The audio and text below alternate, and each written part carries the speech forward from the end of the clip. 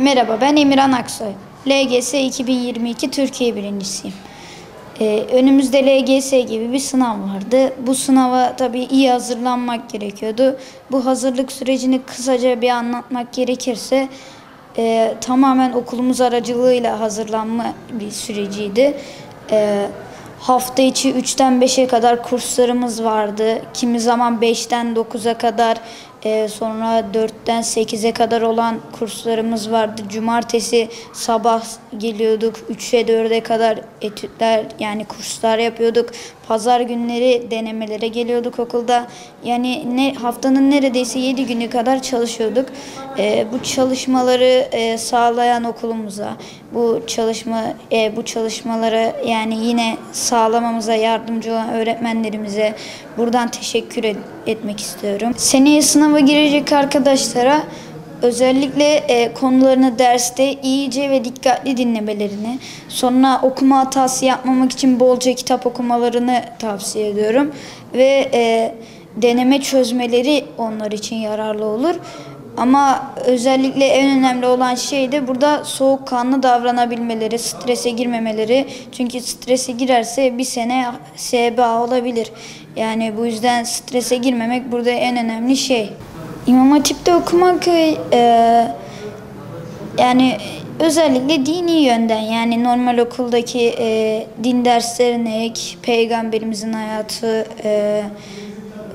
gibi dersler oluyordu. Bunlar yani dinimizi öğrenmek iyi bir şey.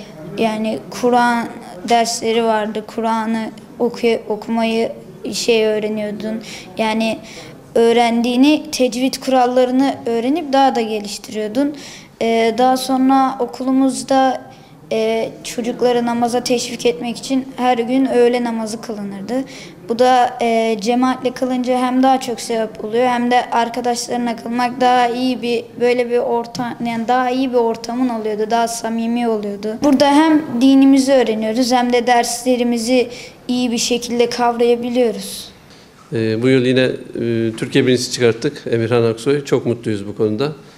Çok çalıştı, çok emek verdi. Öğretmenlerimizin çok ciddi emeği var. Aile iletişimimiz çok güzel. Birlikte çalıştık. Okulumuzda yoğun bir kurs programı vardı. Hepsine katıldı, devam etti. Başarılı bir öğrencimizdi. Sınavda da sakinliğini koruyarak 500 tam puan aldı. Bizi de çok mutlu etti. Okulumuzda aslında Türkiye birinciliği hak eden daha öğrencilerimiz de var. Çünkü binde birlik dilimde yaklaşık 16 öğrencimiz var. Onlar da Türkiye birincisi olabilirdi ama onlar da bizim gönlümüzde hepsi birer Türkiye birincisi. Başarılı bir okuluz İstanbul genelinde. Öğrencilerimiz çok iyi hazırlanıyorlar. Çok kaliteli bir öğretmen kadromuz var. Genç dinamik bir öğretmen kadromuz var.